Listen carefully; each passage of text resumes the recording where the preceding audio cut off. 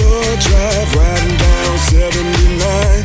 It's Friday night, all the girls are looking right. Welcome back to the Access Lakeshore Drive Show with Hawthorne James.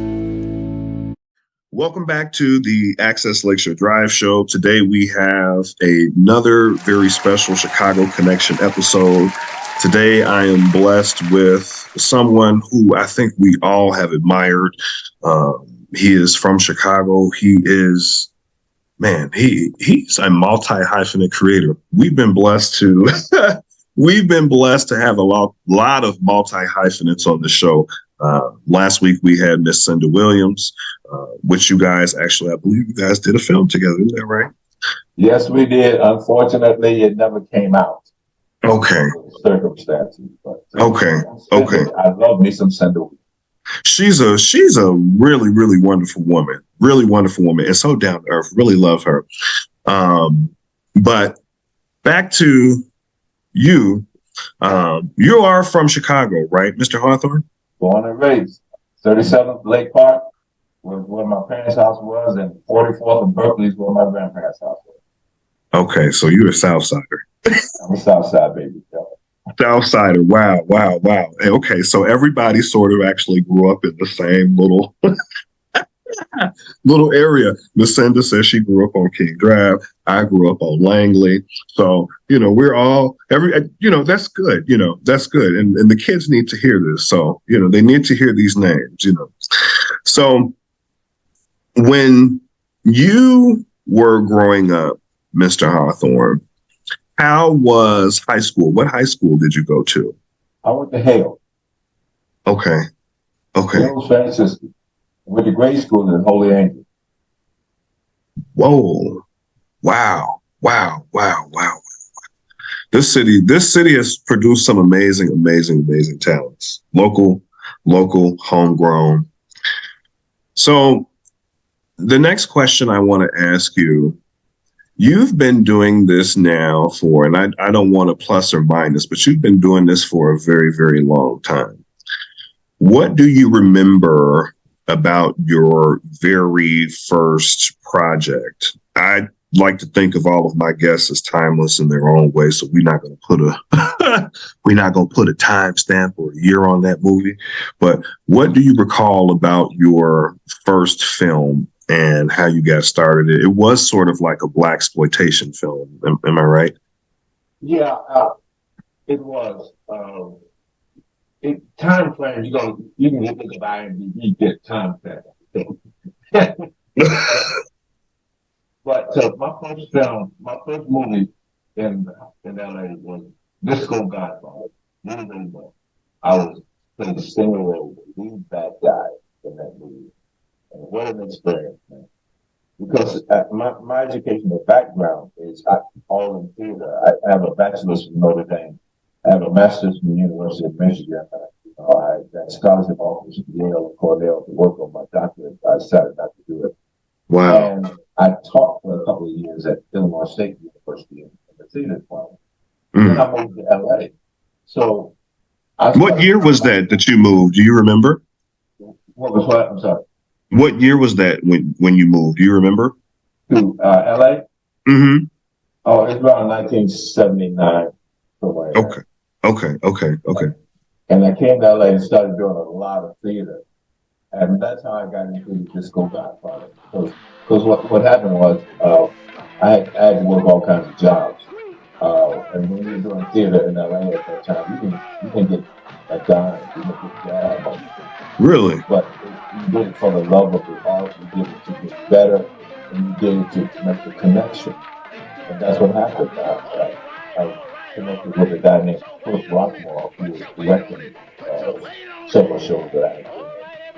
And he actually directed Pete Leapstraw, which is one of Rudy's earlier things. And he wrote Disco Godfather. And he hired me to be the lead bad guy. And so I got that role, and I think I worked 2 days. And I know I made $50 a day. And man, I thought I was rolling in the dough. I'd never made $50 in one day in my whole life. But the cool thing about that. So what? I said the cool thing about that though is that character's name was your name in reverse. It was yes, Stingray. That was the character name.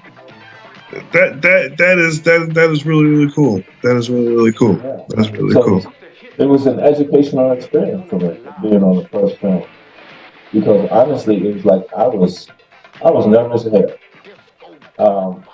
My first day, I had a long speech to my members of my organization, and I stood outside in front of the screen door, and I had to deliver this long speech. Well, I sitting in the chair, I had the director in one ear, I had the cinematographer in one ear, and the wardrobe people were tugging at me, and there were, the sound person was picking me up, and I got all of this going on, and I'm trying to remember these rhymes. It's like, wow.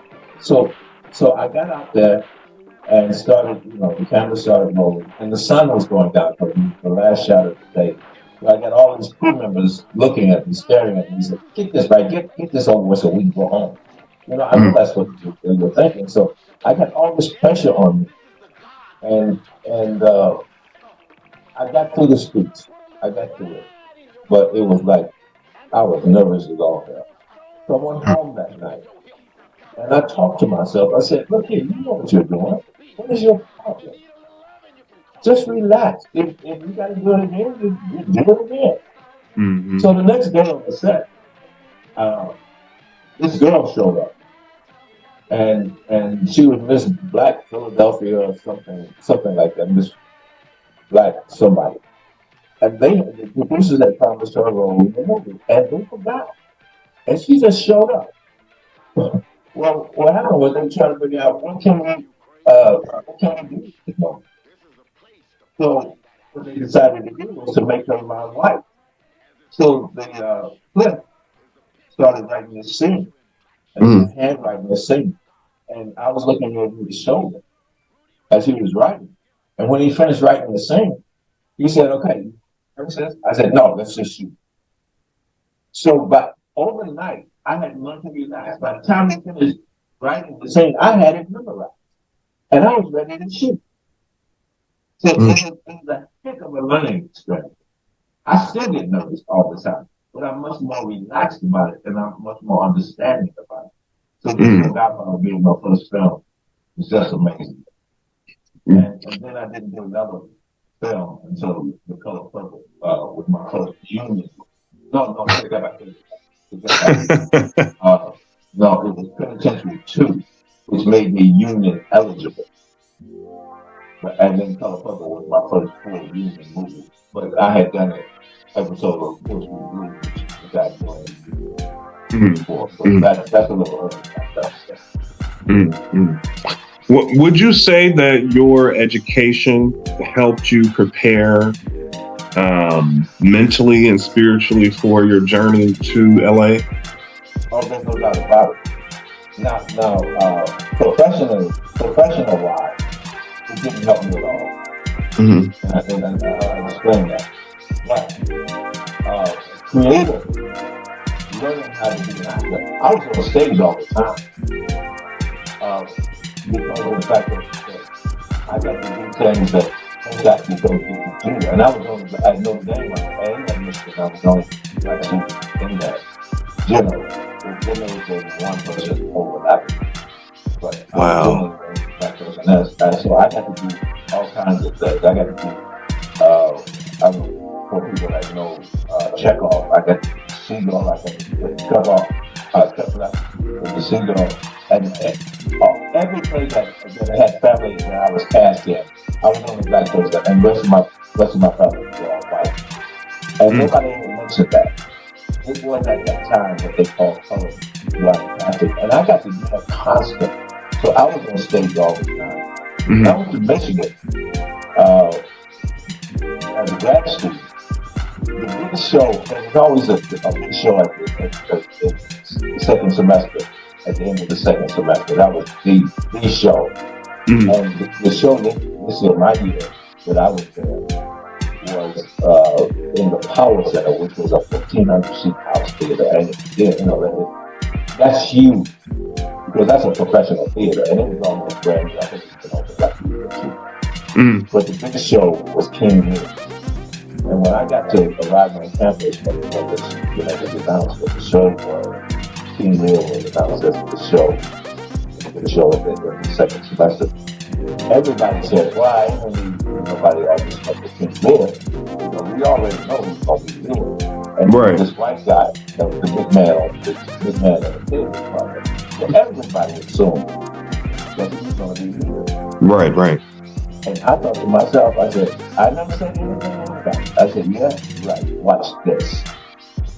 So what happened was that when we came to auditions, I auditioned for Lear, and what they did was they posted the cast list on a wall, so everybody could see the cast list. So when the cast list was posted, everybody ran and gathered around to see the casting. And there was a group of people there. And I remember walking there. And once one person saw me, it was like the real seat party. And I walked up to the board to look and see what the casting was, and my name was there. Wow. Everybody just was staring at me like that. Wow. It was absolutely amazing. But that's the confidence I have in myself. That's the confidence. I feel that in that moment with you. I really do. Yeah. I really do. Wow. Yeah, and that's what you have to have in this business. Because in Hollywood, it's no joke. They try and tear your heart out. And they laugh at it because they think it's a game and it's funny to them when they can do that to you. But this place is not a fun place to be. You have to be prepared for this. Insanity, and especially as a black man. Good God Almighty! There's a reason that Sam Jackson has done 900 million films because they only allow a certain amount of us. Yeah, and I'm not saying that Sam doesn't deserve that. Now, don't get me wrong about that. But I'm saying to you that there ought to be other people who can do that. Who should have been cast as some of those. But they only allow Denzel. Denzel is one way they cast Denzel. Sam Jackson another way they cast him. And then you got the other people, what's his name? Oh shoot, I can't think. I'm bad with names sometimes. But Mr. Hawthorne, you're gonna make me say some things on this show. Oh man, like the Matrix guys, that Lawrence Fishburne. They cast him in very different kinds of roles. So you only have a handful. Oh man! In at a time. And it's so sad too. But I think now it's not moving fast enough, but it's changing a little bit, I'm grateful that I'm able to, I may not have the reaches, some of the other folks, but, I'm glad that I'm able to, be independent and create things and projects for not only me, but for my people. And so if we, as, actors, musicians, that's something else that I want to talk to you about as well too. I've heard the reputation about your voice, and I've seen some photos actually of you in the studio, so I want to talk about that as well. But it's up to us to, help facilitate, that change, because if we can, say, hey, there needs to be more, Black creators so we can have more of these projects, then, they will happen. People will listen to you, Mr. Hawthorne, with your following. People will listen to me. So it's up to us, to, do that. But thank you for pointing that out, that. And it was pointed out to me last week that Black Americans, if we were a nation, It used to be that we were maybe the 10th largest economic nation in the world. We have moved up.